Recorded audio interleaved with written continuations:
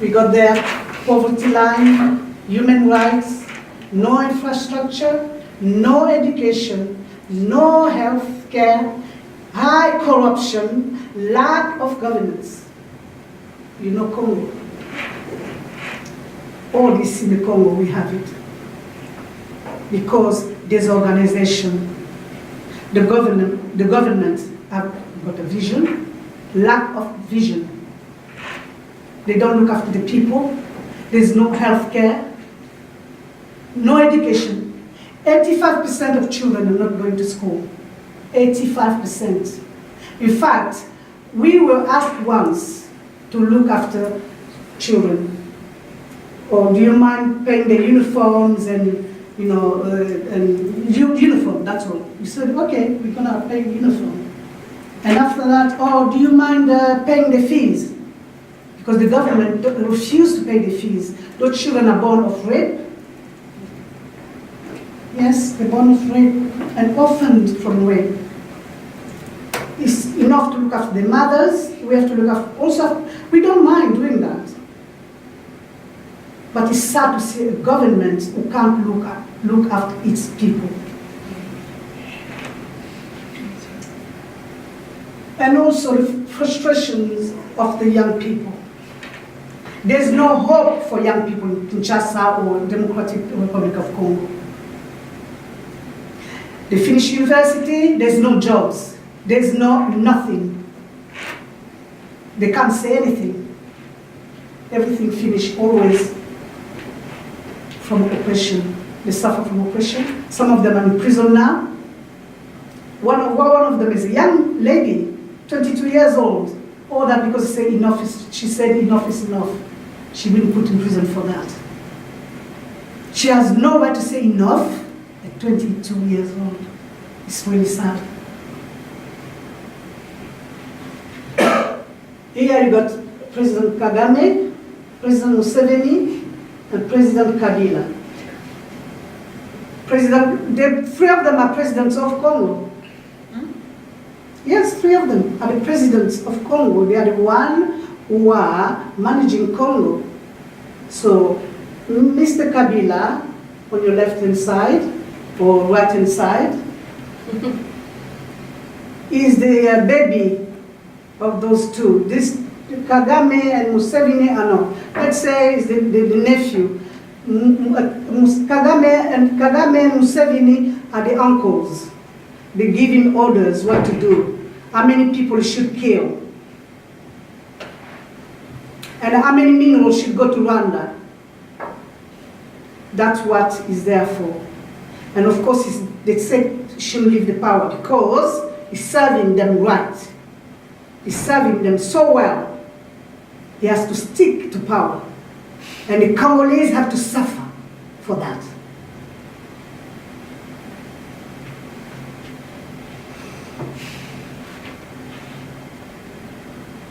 Also, the other idea is to annex Congo, the Kivu part going to Rwanda, and the other part going to Uganda. That's the agenda, that's the idea. They want that rich part of the east of Congo. At this moment I'm speaking to you, there's a town called Beni in eastern Congo. They're killing big time. Children, if you see them, I mean, I can't even show you the photos, it's so shocking. You can't believe that people, human being can do that to children. A child in his own country, in his own yard. He can't play. They have to kill it. And not only one. Thousands of them. Thousands from nothing. For minerals? Minerals, is that worth it? Is it really worth it?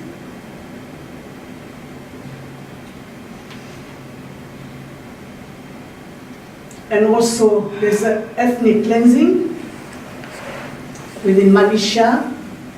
When they say militia, when they say the rebels, there are no rebels in the Congo. They are very, very well trained, very well trained soldiers. Very well trained with uniforms. And some of them being integrated in the Congolese army, because they say from the Congolese army rebels, they're not. They've been reintegrated in Congolese army for the purpose of killing, of raping. Imagine when they said Congolese soldiers are raping, Congolese, they've been an amnesty saying that all the prisoners have to be released. And I can tell you, many of them have been released, they're still in prison. But the soldiers who took refuge in Uganda and Rwanda, the M23, they've been reintegrated in the army. They are Tutsi. They are Tutsi. I have nothing against Tutsi, don't get me wrong. Because we are not, I'm Congolese. I love Tutsis. I even got one in my family. You know? But Mr. Kagame, his policy, his politics, is not helping the relationship for the future of Congo, Rwanda. We didn't bring this up. He is the one who brought it up. And he's keeping it going, his policy going, which I think is really sad for that region of Great Lake, because he wants that part to annex it to Rwanda. And what I don't understand is got the support of the British and the Americans. They're not saying anything. It's like a child who's naughty. You don't say anything. You just let him, it's okay. Don't do that. Of course he's going to do it again. Don't do that. He's been doing this since 1994. It's time, I think it's time for him to stop. Because we don't need someone like that. We can trade. We can trade with the West. We got the goods. Congo has been a victim of trade in Europe. Slave trade, Congo. Rubber trade for the tires for the automobile revolution, Congo. Maiming people, killing them, raping them, the same thing. Because people want punished, is coming back again. But this time, Congo need justice. Congo need justice. We deserve that. Those women who are raped, not just raped, mutilated. They take a gun and shoot inside the woman's vagina. Mama Masika. Mama Masika. This woman, I think I got a photo somewhere. Mama Masika, she was raped 4 times by Rwandans. That's what she told me. And this woman, this lady, as I would say, this lady, forgot what happened to her. She took other victims of rape. She opened a center. She was helped by the Swedish, by the charity, by many people. They came, they took film. She really done well. She adopted 250 children born of rape. 250. And she was victimized because she said, she should have said she was raped. Ah, come on. Don't talk about rape, it's taboo. Taboo? What taboo? Rape is not taboo, it's those bodies. My body is taboo, not rape. Before I start talking about rape in the parliament, they never talked about rape. Thanks to Robin and UPF. I put so much pressure to the government here, they start changing. They start changing the law. Because I said no. Even here in England, we can see that. No. Women have the right to say, no, this is my body. I can give it to you, or we can share something, whatever it is, if you want, if I want to, but not take it by force. Why? Why? And then after, when you finish, you mutilate, and I know why they do that in Congo. Because they don't want those women to have other children, to stop women from having children. Because when you're you're well, you have children. But when everything is gone, imagine you sitting there and everything just come out, you don't even feel it, because your inside is completely destroyed. It's sick.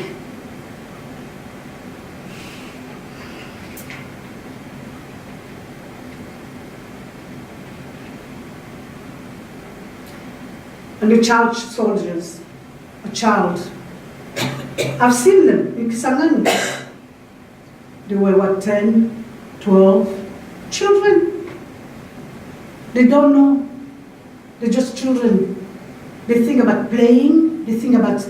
And one day someone told me a story, which really, I was a teacher actually in Kinshasa. I was really shocked.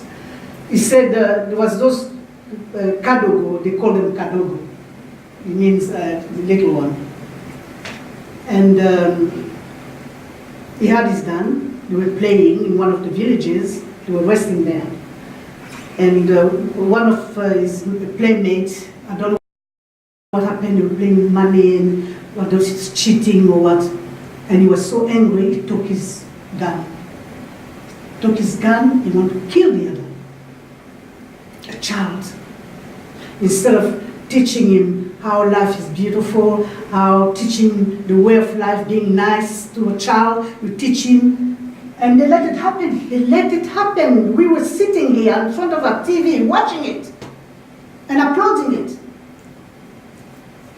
We let things happen, because why? We don't say anything. We just think, oh, those savages. Savages, how they get guns? How they get uniforms? Where do they come from? We don't make guns in Congo. Kalashnikov, no. It doesn't exist in Congo, we don't make them. So someone, somewhere, must supply those guns. So why don't we denouncing it? Why don't we say, no, we don't want it? Our children. These are everybody's children.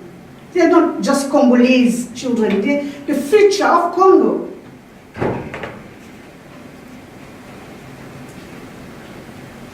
And also, like I said before, the interference of foreign soldiers. We had groups like RCD, which started in Kisangani, with Kunda Batware, who was chief of staff in Kisangani. I met him, I saw him with my own 2 eyes. He was a Tutsi. Kazini was the chief of staff of Uganda. They stayed in my hotel. Not Kunda Batware, no. But Kazini stayed in my hotel in Kisangani. He died now.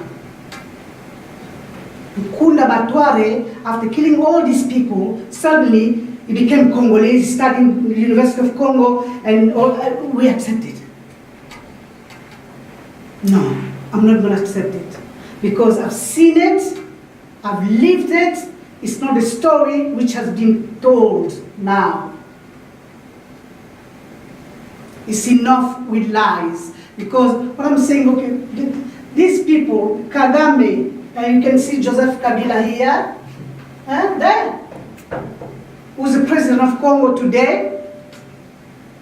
He's a foreigner. He's not from Congo, and I can say it loud. And I defy anyone to come and talk to me about Congo. My Congo. It's my Congo. I know my Congo. The lovely Congo, the beautiful Congo, run by foreigners. No. Laurent Kunda Batware, him. Bosco Ntaganda, all these, it's not even his name. All these clowns, killing, raping, and they just let them run wild. No, it's enough. It's enough.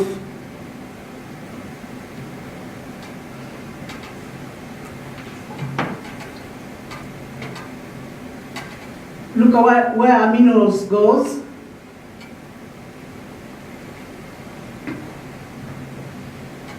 US, Rwanda, Uganda, and Kenya, East Asia. all those minerals. And I always say to wherever I go, we all have a piece of Congo on us. We all have it. We have a mobile phone. We have blood of Congo on our hands. I do. I got my phone. So therefore, we should all feel responsible somehow. We should feel, no, something's wrong. We need these things for the future of this country or for the future of the world. Someone said to me, oh, it's a curse for you. Your wealth is a curse. I say, no, you're not going to make me feel guilty because Congo is so rich. No, it's not a curse. It's a blessing for the world. Can you believe it? Today we're speaking to, what is his name, Fidel, by Skype, called Tantalite, they call it. Because of that minerals, we can speak. And this microphone, you hear me, Tantalite. Everything electronic, Tantalite. So we should be happy, we should be looking after this country, looking after its people. Let's not think what wrong is right and what right is wrong. Let's go back to basics. Let's live together. Let's love each other. Care for each other. It's beautiful to care for each other. Live for others. It's so beautiful. There's nothing wrong with it.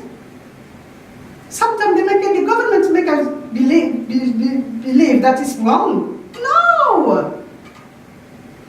It's not wrong. It's normal. It's natural.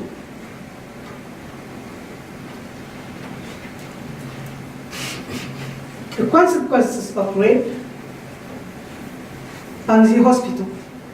We have Dr. Mukwege. Dr. Mukwege, who's been looking after those women, victim of rape, and yet he escaped, for his life twice. They want to kill him. Why? Because he cares for those women. So, hang on a minute. Is he doing something wrong? I don't think so. They're saying, 500,000 women. No. I sat one day, took my calculator, 48 women every hour. 48 women. American Journal. So let's sit down and calculate. 24 hours, how many women? 1 week, how many women? A month, how many women? A year, how many women? That was maybe 2 years ago. I came with 7 million women raped. And they even guided me this man to say exactly how many women he looked after. It's a shame. The world is a shame. All that for money? Is it worth it? No.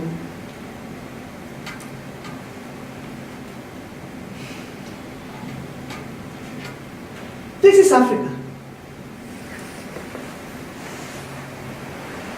Congo in the middle. Central.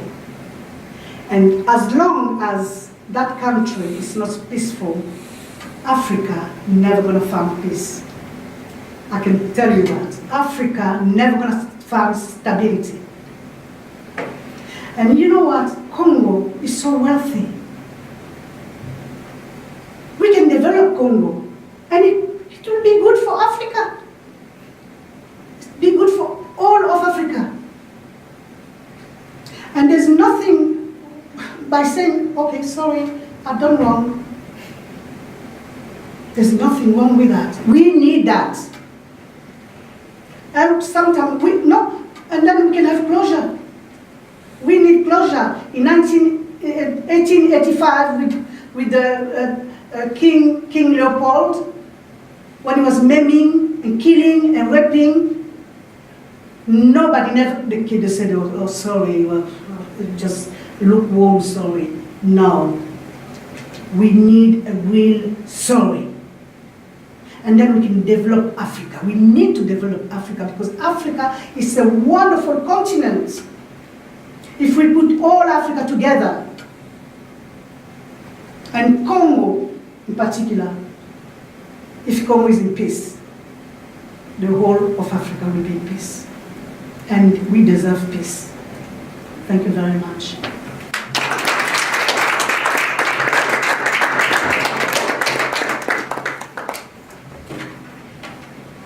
Thank you, Charlotte, for a very moving, a very personal and very real lived account of your experience. And I think what I find sincerely heartbreaking is that it's 20 years you've been on this journey, and the journey continues, and how little we know in the West.